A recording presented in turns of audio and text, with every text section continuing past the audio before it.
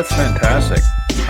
Yeah, I don't feel quite as passionately. In fact, I'm feeling a little bit anemic today, somewhat low energy. But I'm glad that you were able to sort of relieve that pent up sexual energy, and hopefully we can channel it into today's topic, which is anemia. Anemia, I think, is a fairly high yield topic, and we'll use the classic breakdown into microcytic, normocytic, macrocytic. By far and away, about 90% of anemias that you'll encounter are the microcytic. So if there's any part of this podcast that you're going to pay attention to, please, I'm begging you, focus on the first part. So why don't we just jump right into things? Any broad definition of anemia? So it depends. It depends on your sex is the big thing here. For adult males, I think the definition is more or less hemoglobin of under 130, and then for females, it's under 120. And the one, I guess, caveat that you should probably keep in mind with that is that adult females that are pregnant will have a physiological anemia. True that. Yeah, there's a few sort of dilutional states, but indeed the pregnancy, I think, is the most common one that we'll encounter, especially in second and third trimester. We use international units naturally because we're globalists.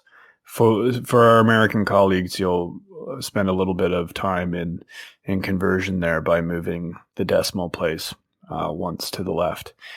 So right, so I think I'm really glad that we use that definition right off the bat.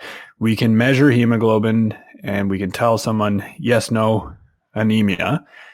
What's the other complete blood count parameter that's of secondary importance for our diagnostic stratification? So we're thinking probably hematocrit here. For adult males, hematocrit of less than 0.41% qualifies for anemia, and with females, it's less than 0.36%. Nice.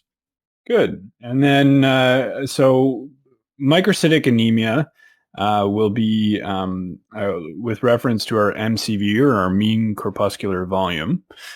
For folks that have an MCV less than 80, that would be classified as a microcytic.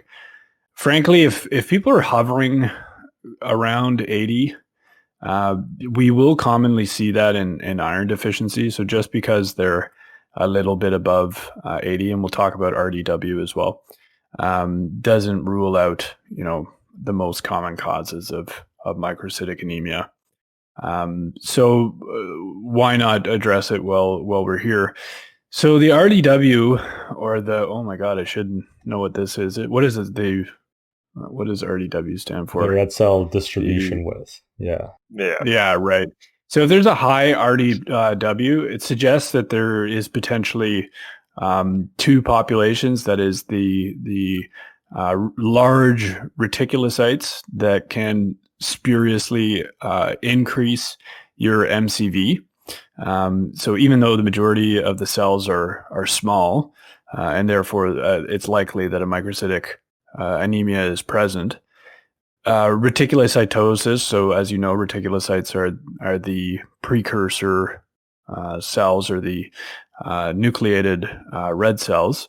They're much, much, much larger, and so they can lead to a spurious elevation of the MCV. So just have a peek if you're suspicious. You think everything points to microcytic anemia, and there's a large RDW.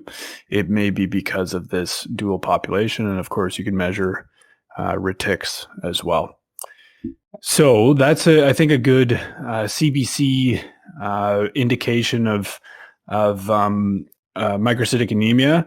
If any of the other values are abnormal, please consult your academic level hematologist. No, I'm just joking. But I don't have a clue what the other most of the other red cell values. And I don't tend to think they're clinically relevant, but correct me if I'm wrong, guys. I ignore them entirely, to be honest. Yeah, I think I've totally forgotten even what they are, what they stand for. Yeah. So getting right into a nice handy mnemonic for microcytic anemia. This is high yield, so remember this for your wards and your boards. And that is TAILS. So T for thalassemia. That's a little bit of a discussion, so let's just stick to the mnemonic for now. A is anemia of chronic disease. You'll see this all of the time, particularly in folks that are, you see it in sick people, obviously, people with cancer, nasty infections, etc.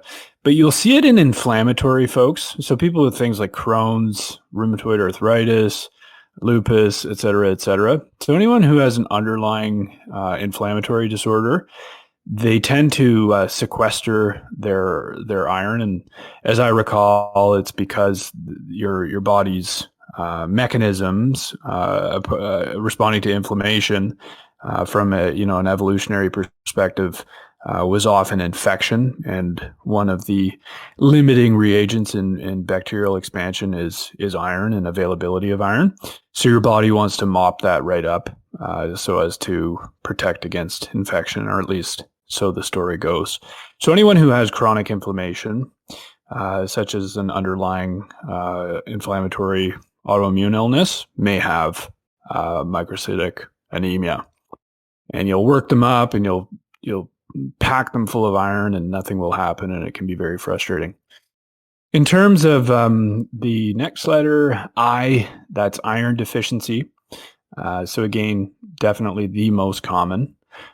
Think about blood loss, and we'll go into this in a little bit more detail, but GI is very, very important, a very common cause of a chronic iron deficiency anemia. GU, is it coming out in the urine? Is it coming through the vagina? Is it coming through an intra-abdominal trauma?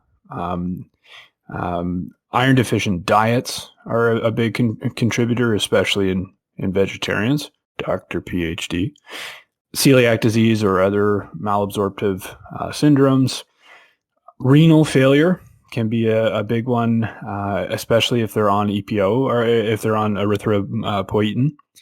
And then any cause of intravascular hemolysis can do it as well. So that's a useful sort of differential in terms of iron deficiency. L is for lead poisoning. We never see that anymore, but if it's an old house, I believe it's something like before, and you guys may have the number, but I think it's before if the house was last painted in the 70s or earlier. Think about it. That's when lead was still in paint, and kiddos can eat lead chips, for example. So old houses have a thought about that. And then finally, sideroblastic anemia, which, like thalassemia, is an entity in and of itself. So that's a very useful mnemonic for microcytic anemia. Beauty. Yeah. I just wanted to mention, I'm really curious about, I want to go give blood to see if I am actually anemic, because I'm very curious whether I do have iron deficiency anemia from my diet. Dude, I guarantee. Well, to start with, you're one of the whitest sons of bitches I've ever met. So that doesn't help. But your pallor, it's honestly difficult to look at you, and that's not because of your contorted facial features and general unpleasantness. It's the sun and lights reflecting off your skin. So I have little doubt that you're anemic, and suffer from chronic anemia given an inadequate dietary source. Some other symptoms of anemia that your patients might experience besides the extreme pallor, they might have fatigue. Some patients complain of headaches as well as lightheadedness, general malaise and weakness. Very non-specific symptoms. A lot of them say decreased exercise tolerance as well, or shortness of breath with exertion. Some may also have palpitations, or even things like syncope if they may have an orthostatic episode. There's